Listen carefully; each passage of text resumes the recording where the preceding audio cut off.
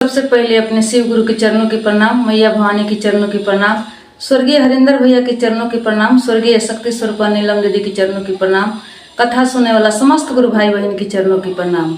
मेरा प्रणाम स्वीकार हो। हे महादेव जी, मेरा प्रणाम स्वीकार हो। आई गुरु भाई बहन, आज बहुत ही ज्ञानवर्धक कथा बा, जौना कथा के नाम बा कि एगो लड़की के शादी मेढक से कैसे भई रहे।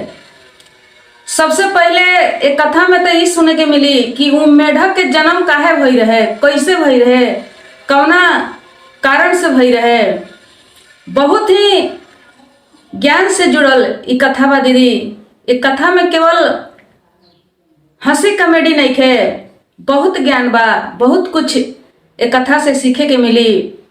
बहुत कुछ भगवान के ऊपर, भगवान के कृपा, भगवान के महिमा, दुखिया के कैसे भगवान सहारा होखिने, भगवान के कृपा कैसे होला, एक कथा के माध्यम से आई सुनला। बहुत ही ज्ञानवर्धक कथा बा।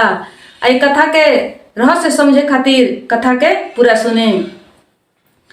देखी गुरु भाई बहन, एगो गांव में एगो मतवा रहली। मतवा यानी पंडिताइन। पहले के लोग पंडिताइन के मतवा कहत रह।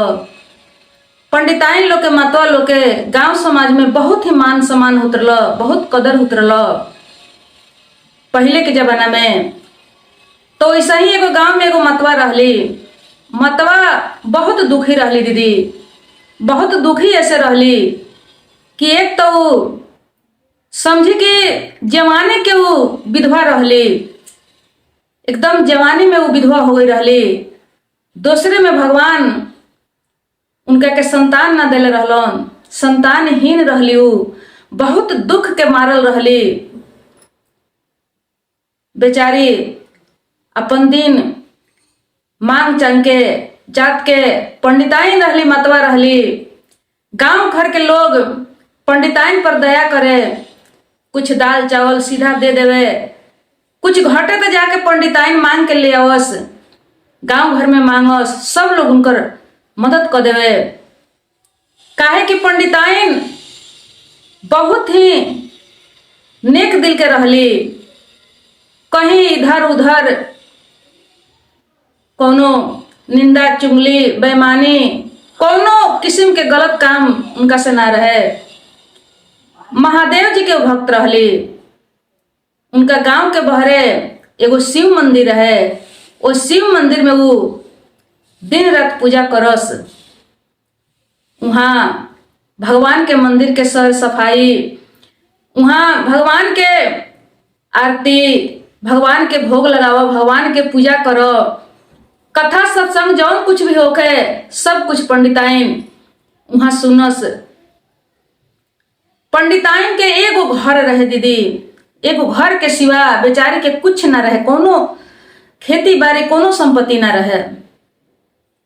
अब वो भगवान के भरोसे जियत रहली। वही मठ में जास आवस, भगवान के महादेव जी के सच्चा भक्ति करत रहली, सच्चा भक्ति करत रहली। ऐसा ही धीरे धीरे दिन कटत गईल, निकलत गईल। अब देखिए उनकर अब बुढ़ापा वाला सीढ़ी जौन बा वो स्टार्ट हो गईल। आधा से भी बेसी उम्र जौन बा उनकर निकल गईल, कट गईल। अब देखी एक गुरु बहिना, अब जब तक तो आदमी जवान रहेला तब तक कौनो किस्म के दुख सितम जे कुछ भी आवेला सब कुछ के काट लियाला। लेकिन जब भी थाकेला शरीर, बुढ़ापा जब आवेला तो सब कुछ कमजोर पड़ जाला। आँख, कान, दांत, ई हड्डी जौन बा ई सब कुछ साथ देहल छोड़ देवेला। वो समय में एगो सहारा के जरूरी रहेला। वही खातिर वंश खातिर लोग इतना समझे कि तपस्या करेला। वंश के आवश्यकता वही समय में पड़ेला। अब जब बुढ़ापा इनकर शुरू हो गई, स्टार्टिंग हो गई, तब पंडिताइन देखली कि जकरा बाल बच्चा बा कैसहू कके थोड़ ढेर, जकरा बाल बच्चा बा वो अपना माई बाप के देख रेख करता, सेवा सत्कार कर रहल बा, लेकिन हमरा तक केहू नहीं के हे भगवान, हमरा तक केहू नहीं के ये दुनिया में, हमरा के देखी। अभी तक तो हम अपन समय अच्छा से काटत आ गए, लेकिन अभी शरीर जौन बा अभी थक रहल बा, अभी जवाब दे रहल बा। अब एकर निर्वाह कैसे होई? हे नाथ, हे भगवान, यह कह के वो बड़ा मन में दुखी रहस, टेंशन उनका मन में रहे। अब देखी दीदी का भई कि एक दिन के बात ह कि वो महादेव जी से कहली कि हे महादेव जी, देखें हमरा तो केहू बा ना, हम तो दुख के मारल बाने, जवानी में विधवा हो गई ने, आज पति भी रहते तो उनकर दुख हम बंटते, हमार दुख वो बंटते, हमनी के दुख एक दूसरे के देख के कट जाइत, लेकिन रउआ तो उहो सहारा छीन ले बाने। अब हम चाहतानी कि जौन कुछ हमरा पास बा, कुछ खास संपत्ति नहीं खे, लेकिन जौन कुछ बा ई छोटा सा एगो मड़ई बा, ई मड़ई आई अपन प्राण तन मन सब रउआ नाम में करतनी। काहे कि आखिर मर के गईला के बाद ई घर छूट जाई, संसार छूट जाई, ई सुंदर शरीर से प्राण छूट जाई, तो उससे अच्छा बा कि हम अपने जिंदगी में रउआ नावे ई घर, ई तन, ई मन, ई 5 तत्वों के बनल सुंदर शरीर हम रउआ नाम में करतनी। आज से अपना नाम से ही जिम्मेवारी उतारतनी, ई बोझ हम उतारतनी। एक गुरु बहिना सब कुछ सोचली कि मर गईला के बाद तो सब छुटिए जाई, बड़ बड़ अमीर लोग तो कुछ ले के नहीं गईल, तो हमरा का बज हम लेके जाएम। वो से अच्छा बा कि जेकर हो ओकरे के जिंदगी में अपन सब कुछ जाके लिख देली, भगवान के नाम में उतार देली दीदी अपन संपत्ति। जब अपन संपत्ति उतार देली तो एक दिन के बात हो कि माता पार्वती महादेव जी से कहतनी कि हे नाथ, रउआ तो अपना ध्यान में मगल रहिले, धरती पर का होता का नहीं होत, थोड़ा सा नजर करी देखी। महादेव जी कहने कि ऐसा का हो गइल बा? कहली माता पार्वती कि हे नाथ, देखें धरती पर जौन पंडिताइन मातवा रली हो, राउर भक्त रली हो, बहुत दुखिया रली हो, जवानी से दुख काटत झेलत आवतरी, ना उनका संतान बा, ना उनकर पति बाड़े, एकदम जवानी में कम उम्र में विधवा हो गईली। तो भगवान कहनी, महादेव जी कहनी ते में हमार का दोष बा? इ तो सब कर्म के खेल बा। उनका कर्म ऐसा न रहे, जवानी में उनका विधवा होके के रहे, कर्म बिगड़ले रहली, संतान के सुख उनका ना रहे, ते में हम का कर सकतनी भला? तो माता पार्वती कहनी कि हे नाथ, देखें उ बुढ़िया माई मतवा जौन बाड़ी, सब अपन संपत्ति जौन कुछ भी उनका रहल, घर दुआर, अपन तन मन सब रउआ नाम में कदले बाड़ी। महादेव जी कहने कि हाँ, उ तो पता बा हमरा कि सब हमरा नाम में कदले बाड़ी। तो माता पार्वती कहने कि अच्छा ये बताई कि अपन संपत्ति केकरा नाम से लोग करेला, केकरा नाम से संपत्ति अपन उतारेला? तो महादेव जी कहनी कि अपन संपत्ति लोग अपना संतान के नाम से उतारेला, अपना संतान के नाम से करेला अपन संपत्ति। तो माता पार्वती कहनी कि तो ई बताई कि जब वो मतवा अपन संपत्ति रउआ नाम से उतार देली, रउआ नाम से क देली, तो रउआ मतवा के का भइनी और मतवा रउआ का भइली? तो महादेव जी कहने कि हम उनकर संतान हो गए नहीं। काहे कि अपन संपत्ति केहू भी संताने के नाम से करेला, चाहे संतान लायक होके न लायक होके, अंत समय में अपन संपत्ति जौन कुछ भी थोड़ ढेर होला लोग अपना संतान के नाम से करेला। तो माता पार्वती कहनी कि त ई बताई, जब केहू के संपत्ति ले लियला तो ओकर फर्ज का बनेला, संतान के फर्ज का बनेला। महादेव जी कहनी कि संतान के फर्ज बनेला अपना माई बाप के सेवा। काहे कि जब कोई के संपत्ति खाई लेला, जब संपत्ति के अधिकारी होखल जाला तो सेवा के भी अधिकारी होखल जाला। तो कहनी माता पार्वती कि तो अब रउआ बताई कि रउआ नाम से जब संपत्ति कर दिले बड़ी तो राउर फर्ज का बनता। महादेव जी कहनी कि हाँ, ये बुढ़िया माई तो बड़ा हमरा के दुविधा में डाल देली। माता पार्वती कहनी कि रउआ उनके के कोनो संतान दी। महादेव जी कहनी कि देखो पार्वती, ये तो एकदम असंभव बा, ये चीज तो हो नहीं के सकत। काहे कि उनकर बुढ़ापा आ चुकल बा, ओहो में वो विधवा बाड़ी, संतान तो एकदम असंभव बा। तब माता पार्वती कहनी कि रउआ जैसे बने, जौन लीला करे के पड़े कैसहू कके वो बुढ़िया माई के रउआ सहारा तो बन ही के पड़ी। काहे कि रउआ उनका संपत्ति रउआ नाम में हो गइल बा, वो अपन जीवन के डोर जौन बा रउआ हाथ में सौंप देले बड़ी। महादेव जी कहने कि ठीक बा, एकरा खातिर हम कोनो बुद्धि लगाएम, लेकिन उनकर सहारा तो बन ही के पड़ी। अब देखी गुरु भाई बहन, महादेव जी के कृपा देखें अब का होता आगे कहानी में सुनी। बुढ़िया माई के ऐसा ही समय तो बीतते रहे। एक दिन के बात हो कि मंदिर गई रहली, मंदिर से बुढ़िया माई आपस आवत रहली तो उनका एगो पत्थर रहे, वो पत्थर में उनका ठेस लागल, उनका पैर में जब ठेस लागल तो उनकर पैर में दर्द हो गई, मोच हो गई। अब घरे आईली, घरे आके तेल ओल लेके वो मालिश कैली। जब मालिश कैली तब दर्द गुरु बहन ठीक हो गई, उनकर दर्द ठीक हो गई।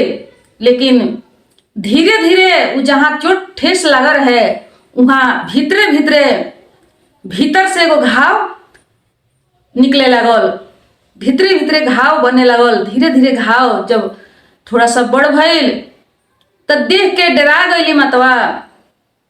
डरा के जाके कहीं केहू से देखौली, इलाज करौली, लेकिन वो इलाज के कोनो असर ना पड़ल। जैसन के तैसन वो घाव रह गई। दिन पर दिन धीरे धीरे घाव बढ़े लगल। अब देखी घाव जब बढ़े लगल तो गांव भर के लोग उनका से घृणा करे लगल, नफरत करे लगल। जौन लोग उनका के मान सम्मान करत रहे सब लोग उनका से घृणा करे लगल। काहे कि वो एगो घाव बहुत ही भयंकर रूप में दिखाई देवे। अब सब लोग लागल कहे कि पंडितनिया ई मतौआ ना जाने, ई तो जवानी के विधवा हियो, ना जाने ई कौन पाप कैले बिया, दिन रात मंदिर धोत रलक हियो आ संगे संगे पाप कैले बिया। एकरा लागत रलक कि भगवान के समझ में ना आई, लेकिन आज भगवान एकर पाप देखा रहल बाड़े। एकरा पाप के वजह से देखो कैसन रोग भगवान दे दिलेन कि कहीं लायक नहीं की, कहीं मुंह देखावे लायक नहीं की। देखिए गुरु बहिना, अब पंडिताइन के सब लोग नफरत करे लगल, घृणा करे लगल। अब जब मंदिर में जास, मंदिर धोए बहारे, तो लोग उनका के वहां से भगा देवे, मना कर देव, कहे कि तू भगवान के मत छुओ, तू पापी बाड़ू, तू अधर्मी बाड़ू, भगवान के छू के तू ई धर्म मंदिर के तू भ्रष्ट मत करो। काहे कि ऐसन रोग, ऐसन घाव हमने के केहू के नहीं देखले। ऐसन घाव, ऐसन रोग, हर घाव के, हर रोग के इलाज होला, लेकिन तोहरा पैर में कौन ऐसन घाव भइल बा कि एकर ना इलाज बा आ ना ही ठीक होता। दिने पर दिन भयंकर रूप ले जात रहे घाव। पंडिताइन बेचारी बहुत दुखी भइली। एकदम गांव समाज उनका से बहुत ज्यादा घिना गई। पंडिताइन के घाव देख के अब ना कहीं से केहू कुछ देवे, ना मठ मंदिर में उनका पूजा पाठ करे के मिले। बहुत दुखी हो गई। अब भगवान से प्रार्थना करे लगली कि हे भगवान, कितना दुख हमारे जीवन में लिखल बा। एक तो जवानी के विधवा, बेचारी जवानी में विधवा हो गई, लेकिन बहुत लवलीन होके झोंक के अपन जीवन बितौले रहली। पंडिताइन थोड़ा सा भी उछल पुछल चंचल स्वभाव के ना रहली, बहुत ही सीधा साधा भगवान के भक्ति में अपन जीवन बितौले रहली। भगवान से लगली गुहार करे कि हे भगवान, ई कौन दिन देखे के मिल गई। अब तो गांव के लोग भी हमरा से नफरत करे लगल। ई का कोई नहीं हमरा के। अब ऐसा ही कह के अपन समय बितावस काटस। अब देखिए गुरु बहन, दिन पर दिन बीतत गए। 9 महीना दिन बीत गई। 9 महीना दिन जब बीत गई तो सुता रहली। दिन में जब सुता रहली तो एक बार इनकर घाव जन रहे, घाव इनकर फूट गई। आ घाव फूट के वही में से एगो मेढक निकलल। उनका दिखाई ना दिलक, लेकिन वो मेढक निकल के कहीं जाके कोना अतरा में छुप गई। कोना अतरा में जब छुप गई, पंडिताइन जब सुत के उठली तो देखली कि घाव हमर फूट गई बा। फूट के खून पीप जौन बा बहुत रहे, सबके साफ कैली। थोड़ा सा खुश भैली, कहली कि चलो घाव जब फूट गई, एमे के खून पीप जब निकल गई, तब हमर पैर ठीक हो जाई, अब हम कुछ काम लायक हो जाए। वैसा ही भइल, सब सर सफाई कैली। ओकरा बाद में धीरे धीरे घाव उनकर सूखे लगल, छूटे लगल। अब ई मेढक जौन बा ई छिप छिप के रहे लगले। जब ई खाना उना बनावस तो चुरा के लुका के जाके कुछ खा लेस, कुछ पी लेस। ऐसा ही करके अपन दिन मेढक बितावे लगले। धीरे धीरे समय बीतत गई। अभी 15 वर्ष के मेढक हो गईले। 15 वर्ष के मेढक जब हो गईले तो एक दिन के बात हो कि वही गांव के मुखिया जी के बेटा के बारात जात रहे। मुखिया जी के बेटा के बारात जात रहे तो मतवा गईली देखे। मतवा जब देखे गईली तब मतवा के कपड़ा में मेढक छिप गई रहलन। छिप के मतवा के दिखाई तो ना दिलक, लेकिन ई मेढक छिप के उनका साथे साथे चल गईलन। साथे साथे जब गईलन तो वो मुखिया जी के बेटा के वहां परछावन होत रहे। सब लोग परछावन करत रहे। और वही समय में कोई के नजर ना पड़ल, कोई के दिखाई ना दिलक। अपना तरीका से मेढक जौन बाड़े कूद के जाके वो दुल्हा के कोट जौन रहे, बियहुती कोट, वही में वो कोट के पॉकेट में जाके ही समा गईले। कोट के पॉकेट में जब जाके समा गईले तब परछावन खत्म भइल। परछावन जब खत्म भइल तब बारात वहां से निकल गई। बारात जब गई तब बारात जाके वो लड़का के ससुरारी में पहुंचल। ससुरारी में जब बारात पहुंचल तो सब जितना विधि होला सब कुछ समाप्त हो गई। अब आ गई कन्यादान के टाइम। कन्यादान भी हो गई। कन्यादान के बाद अब आ गई सिंदूरदान के टाइम। जब सिंदूरदान होखे लगल तो सिंदूरदान के से पहले पंडित जी मंत्र पढ़ के आ कहने की दुल्हा से कहने की सिंहूरा खोलो। जब सिंहूरा खोले के कहने तो ई पॉकेट में से ही बेंग जौन रहले कूद के जाके वो सिंहूरा में पड़ गईले। आ सिंहूरा में पड़ के पूरा अपना के पूरा उस सिंहूरा में उलिट पुलिट होके पूरा एकदम पूरा शरीर सिंदूर से लथपथ कर लेले।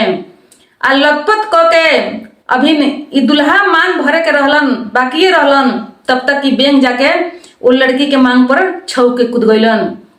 छौक के कूदलन तो उनकर पूरा मांग जौन रहे पूरा ई बेंग से पूरा सिंदूर से उनकर मांग भर गई।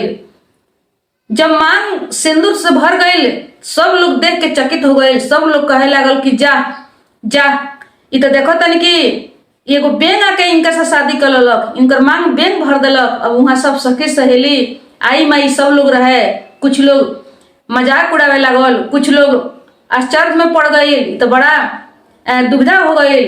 अब मुखिया जी सुनले तो डंडा लेके खोजे लगले मेढक के मारे खातिर, लेकिन मेढक जाके छिप गईले। तो लड़की कहतिया, लड़की के हिम्मत देखिए गुरु बहिना, ओकर सत्यता देखी। लड़की कहतिया कि ए बाबूजी मेढक के रउआ मत मारी। कहले कि काहे मेढक के काहे ना मारी। अब उ लड़का से कहलस लोग कि ठीक बा मेढक के मारल ले तो मुआ दिया, उ तो जानवर हो, जीव जानवर के काम मालूम, कहीं से कूद के पड़ गई हुई, इतना भीड़ भाड़ हल्ला हुली देखलक तो आके कूदल हुई तो मांग पर पड़ गई हुई, रउआ अपन विधि शुरू करी। लेकिन लड़की मना कर दिलस, कहतिया कि ना शादी एक बार होखेला, हमार शादी मेढक से हो चुकल बा। सब लोग कहलस कि ना उ तो जीव जानवर हो, उ तो कहीं से कूद के आके बैठ गई, ओकरा के तू इतना सीरियस काहे लेता रू, मेढक से कैसे शादी हुई। कहली कि ना हमार शादी हो चुकल, काहे कि मांग एक बेर भराला, आ जे मांग छू देवेला ओकरे के अपन जीवन साथी मानल जाला। कहलस लड़की की मांग जे छू देवेला ओकरे के अपन जीवन साथी मानल जाला, ओकरे के अपन पति समझल जाला, चाहे जीव जानवर होखे, चाहे मानव होखे, दानव होखे, जे कुछ भी होखे, हमार शादी हो चुकल, हमरा चिंता में अब कोई मत रहो। कितनो लोग समझौलस, लड़की इनकार हो गई, ना मनली, कहली कि हमार शादी हो चुकल। बरात के उ लौटा दिली, लड़का से मना कर दिली, कहली कि रउआ वापस जाई। अब बरात वापस चल गई, लड़की के बिना मर्जी के शादी कैसे हुई। बरात वापस चल गई। बरात जब वापस चल गई, सब मेहमान लोग अपना अपना घरे चल गए। एक दिन दो दिन जब बीतल तो कहले उनकर बाप लड़की के कि बताओ तू तो बरात फिरता करा दिलू हो, अब तू कहाँ जैबू, केकरा साथे रहबू। तो देखिए गुरु बहिना, मेढक आके बोलत रे, कहत रे कि हम इनके के ले जाम अपना घरे। मुखिया जी कहले कि मेढक के का घर दुआर तो कुछ होई ना, कहले कि हमरा घर बा, हमरा माई बाड़ी, हम इनका के ले जाएम। सब लोग आश्चर्य में पड़ गए कि मेढक कैसे बोलत रे, लेकिन कहलक लोग कि ठीक बा, कोनो भगवान के लीला होई। अब मुखिया जी बहुत सुंदर डोली में अपना बेटी की विदाई कैले, बहुत धन दौलत देके, बहुत कुछ देके विदाई करौले। बेंग महाराज अपना दुल्हन के विदा करा के आ लेके आइल बड़े। जब आइल बड़े तो घर में जाके आ कहत रे ओ मतवा से कि ए माई चलो तोहर पतोह आइल बिया, तू अपना पतोह के परिछ के उतार ले आओ। अब मतवा देखली कि एगो बेंग बोल रहल बा तो बड़ा छकित हो गईली, काहे कि कहियो उनका 15 बरस 16 बरस में कहियो बेंग नजर ना पड़ रहे आ ना उनका से बात कैले रहे। कहली कि ए बाबू तू के हो, का हो, तू तो एगो बेंग हो, तू कैसे बोलता रहो, तू कैसे बोलता रहो, पहले ई कह के हमरा के सुनाओ। तो कहले कि ए माई हम तोहार बेटा हई। कहली कि तू हमार बेटा कहाँ से हो, हमरा तो कोई संतान उन्तान नहीं खे, आई बेंग भला कैसे बेटा हो सकता। कहले कि देखो माई 9 महीना दिन तोहरा पैर में जौन घाव रल फोड़ा रल वही में हम रहने हम, आ जहिया तोहर घाव फूटा रहे वही दिनों में से हमार जन्म भई रहे, हम जाके छिप गईनी। तो कहली छिप काहे गईलो, तू बतौलो काहे ना। तो कहले कि माई ऐसे हम छिप गईनी कि देखो घाव की वजह से उ तोहर गांव भर में कितना बदनामी होत रलो, कितना अपमान होत रलो, आ यदि लोग जानित कि इनका पैर से बेंग निकलल बा, मेढक निकलल बा, तो ई बताओ ओ समय में तोहरा के लोग कितना घृणा करित, तोहरा के गांव से बाहर निकाल सकत रहलो, ऐसन स्थिति रहलो। काहे कि केहू के पेट में से, गोड़ में से, हाथ में से जब कोनो सांप गोजर, कोनो जीव जानवर के यदि उनमें से निकलता तो वो एगो रोग मानल जाला ओकरा के। तोहर लोग मजाक उड़ाइत, तोहर निंदा करित, तोहरा के समाज अपना गांव से निकाल दित माई। वही से हम छिप के रहत रहनी हाँ कि जब समय आई तब देखल जाई।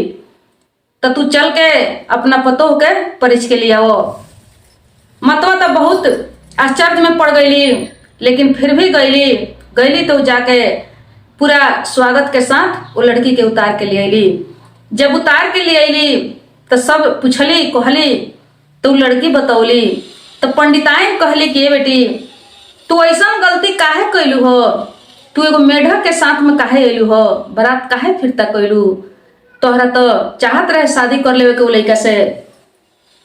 कहली कि ना माँ जी रउआ कर चिंता ना ले, हम एकदम खुश बानी, हम मेढक के साथ में रह जाएम, राउर सेवा करेम, राउर सहारा बनेम हम। पंडिताइन कितनो समझौली कि तू बेटा चल जा, बड़ा जीवन जौन बा लम्बा चौड़ा होला, कहे में करे में बहुत फर्क पड़ जाला, तू अपना घरे चल जा। कहली कि ना हमार शादी हो गई बा, शादी एक बार होला, हम यही जा रहे, चाहे जे कुछ भी हो जाए। अब देखी ऐसा ही कह के रह गईली। अब रात जब भइल तब मेढक जब गईले उनका घर में तो का कैले कि अपन ऊपरी कवर जौन रहे बेंग वाला कवर के जब निकाल के आ सुंदर जवान एकदम राजकुमार बन जाता रहे। जब राजकुमार बन गए तो ये लड़की देख के छकित हो गई। कहतिया दोनों कर जोड़ के कहलस कि रुआ पहले बताई कि हई आई मेढक कैसे बनल रहनी हो, आई राजकुमार कैसे बन गई। कहले मेढक कहले कि देखो हमरा ऊपर श्राप लागल बा, आ श्राप के वजह से हम मेढक बनल बानी। आ रात में हम देखो शादी के बाद हमरा यही श्राप मिलल बा कि हम रात में इंसान बन जाएम, दिन भर हम मेढक बन के रहेम।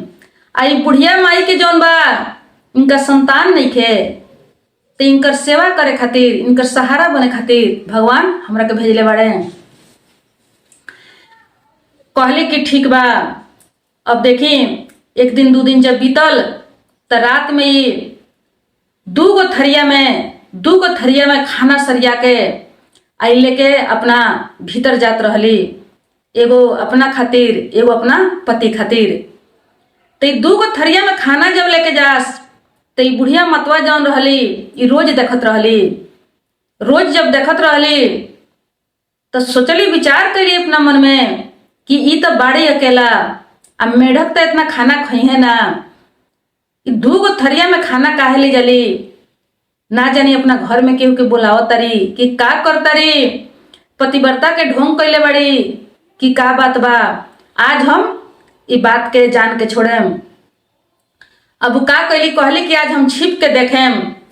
तब तक जब खाना लेके गईली तो मेढक अपन कवर निकाल देले। कवर जब निकलले तो सुंदर राजकुमार इंसान बन गईले। उतने देर में वो लड़की दौड़ल आयल, आके अपना सास के कहलस कि माँ जी रुआ हमरा घर में चली रुआ के हम एगो बहुत ही सुंदर चीज देखाओ तनी। जब घर में बोला के लिए अली तो वहाँ एगो सुंदर जवान इंसान खड़ा बा। बुढ़िया माई कहली कि हम ठीके कहत रहनी हो कि जरूर केहू के ना केहू के बोलावे ले। कहली कि के हो हमरा घर में कैसे आइल बा, तू जब ऐसा करे के रहे तो तू अपन शादी काहे ना कैलू। कहली कि ए माँ जी रू हमरा के गलत मत समझी, मेढक वाला कवर देखौली। कहली कि इहे मेढक होंगे, इहे मेढक अपन कवर निकाल के आ इंसान बनल बड़े।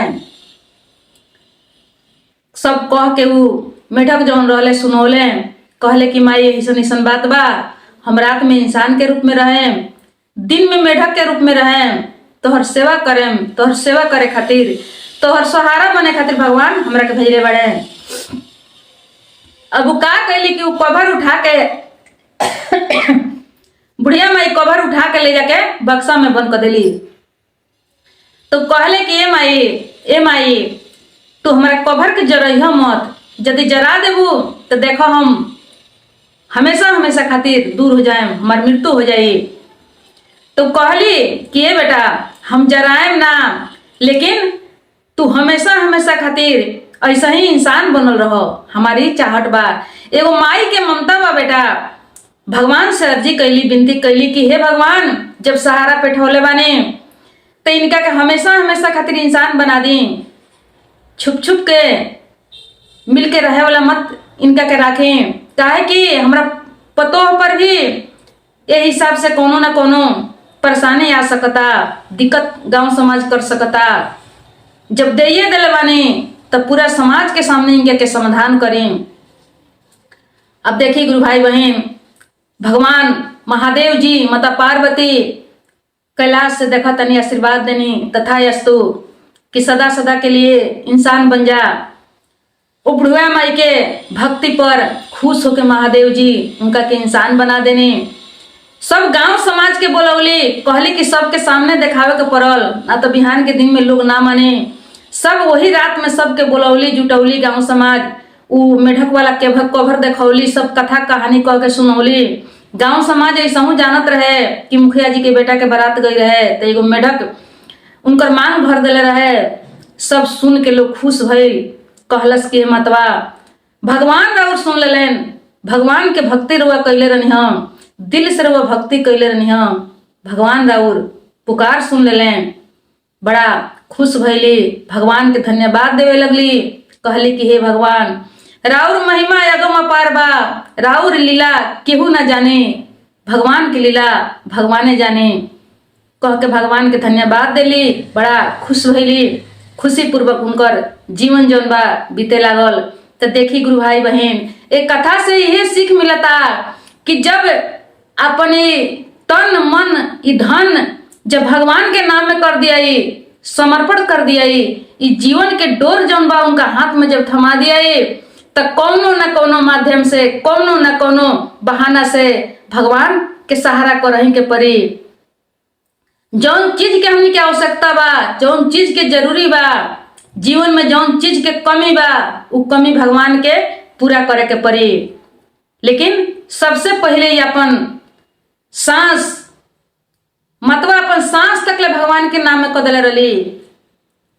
तो वैसे ही हमनी के महादेव जी के नाम से अपन सब कुछ, घर द्वार जौन संपत्ति बा, सांस प्राण सब कुछ उनका नाम में कर दिया। देखल जाओ कि भगवान कैसे नैया के पार लगावत रहे। जब उनकार हो जाई, संपत्ति उनकार हो जाई दीदी, देखी केहू के अपना संपत्ति पर दर्द होला, पीड़ा होला, वो बचावे के जानेला। तो जब इस संपत्ति, इस सांस प्राण, घर द्वार, बेटा बेटी जब सब कुछ महादेव जी के नाम से कर दिया, तो ये महादेव जी के जिम्मा हो जाए। महादेव जी जैसे राखें, आ केहू ना चाहेला कि हमार संपत्ति विनाश हो, बर्बाद हो। महादेव जी के तो हाथ में बा, महादेव जी के तो हाथ में बा सब कुछ बनावे के, बिगाड़े के। तो महादेव जी अपन संपत्ति कैसे बिगाड़े? तक कथा के यह रहस्य रल, ए मेढक के जन्म होके के इहे रहस्य रल, एगो लड़की से शादी होके के इहे रहस्य रल। तो चली कथा गइल वन में, आ सोची अपना मन में, हर हर महादेव।